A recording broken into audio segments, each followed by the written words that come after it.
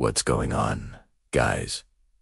Welcome back. Today, we're diving into the latest from the new Ultimate Universe, picking up with a 3-month time skip after the last issue of If you missed number 21, the big takeaway was Mr. Negative forcing Quinton Beck to reveal the Mysterio's secrets.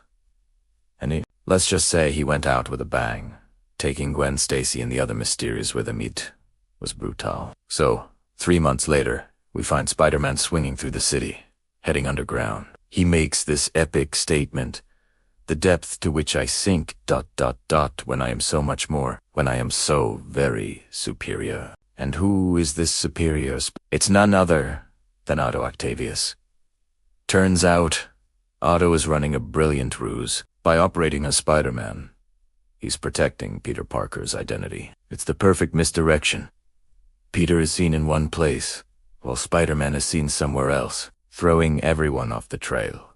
It's a fantastic twist to see Otto officially take on the Spider-Man mantle in this universe. Meanwhile, J. Jonah Jameson and Ben Parker are about to drop a media bombshell. They've been piecing together all the dirt on the Kingpin, using information from sources, including the late Gwen Stacy. They're broadcasting on a pirate signal from their base, which happens to be in the Savage Land, located right under New York City and run by Mole Man. Otto, who built their setup, warns them they have limited broadcast bursts before their signal can be traced.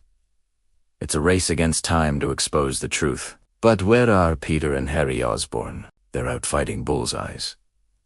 But it's less about cleaning up the streets, and more about venting their frustration and grief over Gwen's death. Harry is taking it especially hard. Peter notices the bullseyes haven't really upgraded their tech, and just as he says it, one of them blasts him with an eye laser. Classic timing. Harry, however, has some new upgrades of his own and takes them all down with an electrical device. Peter's impressed, but he's more concerned about his friend. After the fight, Peter tries to get Harry to come back to the house for dinner, to be around family. But Harry shuts him down. He says being around Peter's great family just reminds him of what he's lost. It's a heartbreaking moment. Harry is isolating himself in his grief, which can be a dangerous path. He feels alone, having lost his parents and now his wife, in such a brutal way. Peter respects his wishes but makes him promise to call if he needs help. As Peter leaves, a voice says, "What a tangled web we weave. ... I am so proud of you, son."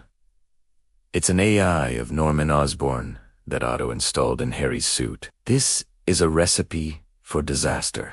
You have a grieving, isolated Harry being manipulated by a digital ghost of his overbearing father. It's setting the stage for the classic Green Goblin persona to emerge from this tragedy. The AI questions Harry's motives for lying to Peter, hinting at a darker plan. Now, let's jump over to the DC Universe and a tie-in to the big DC KO event. Superman has flown back to the Fortress of Solitude before the big champion-determining fight. He's not just there to see the fortress being restored. He's there to talk to his father, or rather, a simulation of Jor-El. And this conversation changes everything. Superman asks the simulation a question that has haunted him. "Why did you only save me?" The simulation gives the expected answer: "Because your mother and I love you." But then Superman pushes further. "What about a larger shuttle?" Jor-El's simulation explains that space travel was illegal on Krypton. Knowledge from outside their world was forbidden. He had to build the rocket in secret with limited resources. This is where it gets interesting. Superman asks what his father would have done with Asterisk. Unlimited Asterisk resources. The simulation can't answer a hypothetical like that, so Superman rephrases, "Father, if you could have had help and resources, what would you have done?" The simulation's reply is simple and powerful. "I would have saved everyone." That's all Superman needed to hear. This moment is huge, because it retroactively changes Kryptonian lore. The reason more Kryptonians didn't survive wasn't a lack of technology, but societal and legal restrictions. This opens a door for future writers to introduce long-lost elements of Kryptonian culture and maybe even other survivors. It's a small line that can have massive implications for the entire Superman mythos. Today, we re-dive in deep into a fascinating question from the latest Superman comics. How is it possible that the Kryptonians had no records of Darkseid? Off the cuff, that seems totally crazy, right? But this isn't just something the writer Roswell Williamson pulled out of thin air. There are actually two key stories that back this up. The first is a 1988 miniseries called The World of Krypton. It's a deep dive into Kryptonian history, and nowhere in it is Darkseid ever mentioned. The second is the Batman-Superman, the Supergirl from Krypton, arc from 2004 by Jeff Loeb. This story reintroduced Kara Zor-El and Invades, where we learn that Darkseid only became interested in Kryptonians Asterisk because Asterisk of Superman, before him, they just weren't on Darkseid's radar. So, when Superman confronts the Jor-El AI in the Fortress of Solitude and asks about King Omega, the AI's response is, "There is no knowledge of King Omega in our records."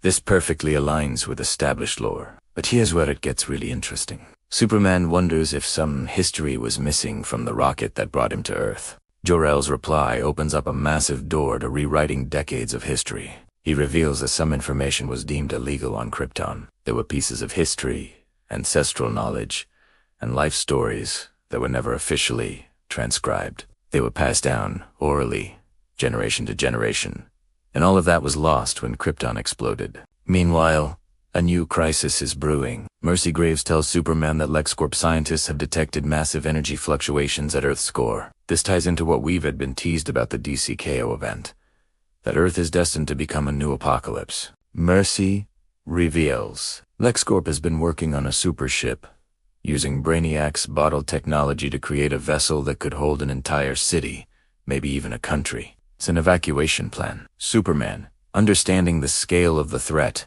looks at her and says, "Awesome. We need 12. Of course, he has to break the news to the one person who will always challenge him, Lois Lane. He explains the situation, this insane fight tournament to save the world, proposed by a future version of Doomsday, no less. Supergirl backs him up, saying that after what the Time Trapper showed them, she believes it's their only chance. But Lois, ever the investigative reporter and protective partner, is skeptical. "Old man Doomsday, the guy who killed you. You trust him." Superman explains, "It's not just about trust. The Time Trapper didn't just give them a warning. He showed them the terrifying future that awaits if they fail. He showed them the evidence with their own eyes. So, the heroes are preparing for the worst. John Henry Irons and Mercy are building the evacuation shuttles. John Kent is with the Titans coordinating evacuations, and the Justice League is training for the tournament." Lois sees right through it. "You're planning to lose?" Superman corrects her. "I'm not planning to lose. I'm accepting the fact that we could asterisk.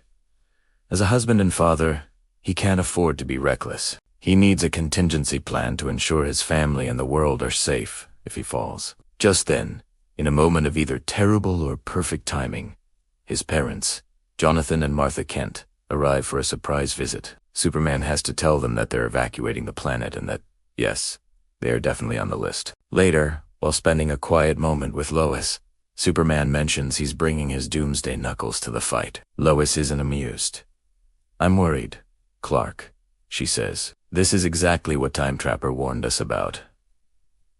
And she's right. The Time Trapper told them that ignoring his guidance would lead to consequences that would break them on the most personal level. This is that warning coming true. Superman then tells Lois about his conversation with Jor-El, about the lack of records on Darkseid because off-world knowledge was illegal. This sets off alarm bells for Lois. As a reporter, she knows that what's missing from the record is often the most important clue. While everyone else is evacuating, Lois decides to do some digging of her own. She tells Mercy she'll be back for takeoff but has something to do first. She travels to the Fortress of Solitude to confront the Jor-El AI. She doesn't pull any punches. "Here's the thing, Jor-El," she says. "You and I spent some time together in space. You, me, and John. And you know what I learned? You cannot be trusted."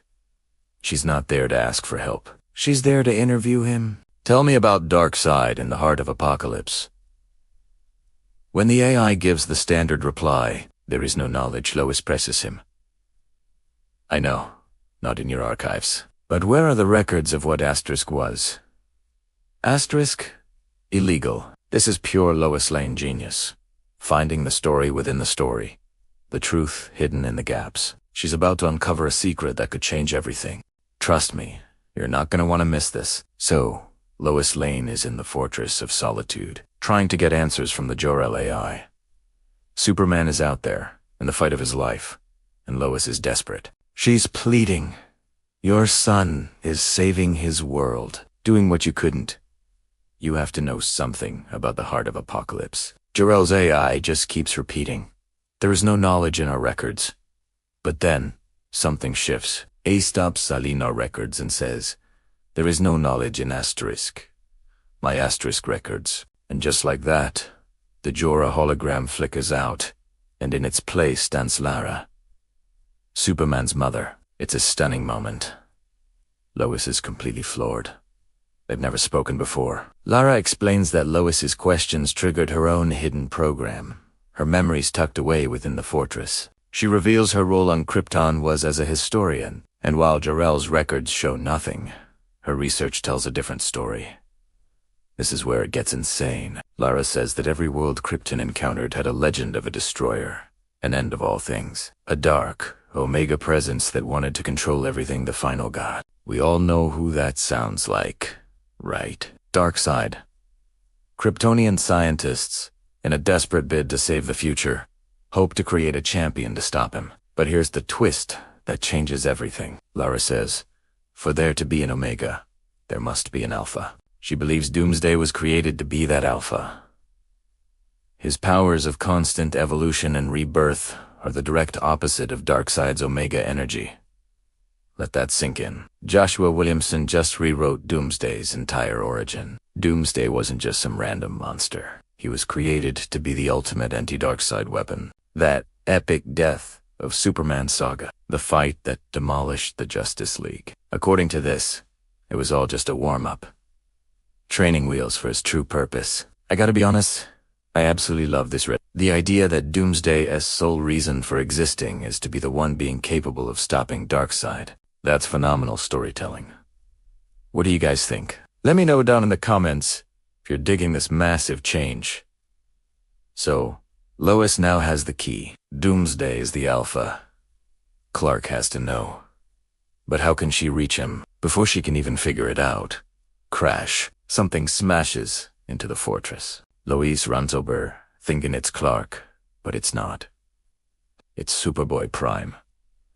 He's back in the main DC universe. Lois is confused. Superman said you were stuck in the future. Prime explains he held off Darkseid's army as long as he could, but there were too many. He's got urgent news for Superman, but Lois has to break it to him. Clark is gone and she has no way to reach him either. Suddenly, another player enters the Syndirk, also known as Starboy from the Absolute Universe Legion. And this is where it gets crazy. Dirk's power is manipulating solar energy, specifically yellow sun radiation. He sneers.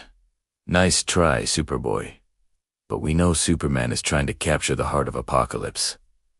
Darkseid is coming, and we've already won. They left you to die. Prime, ever the hero, squares up.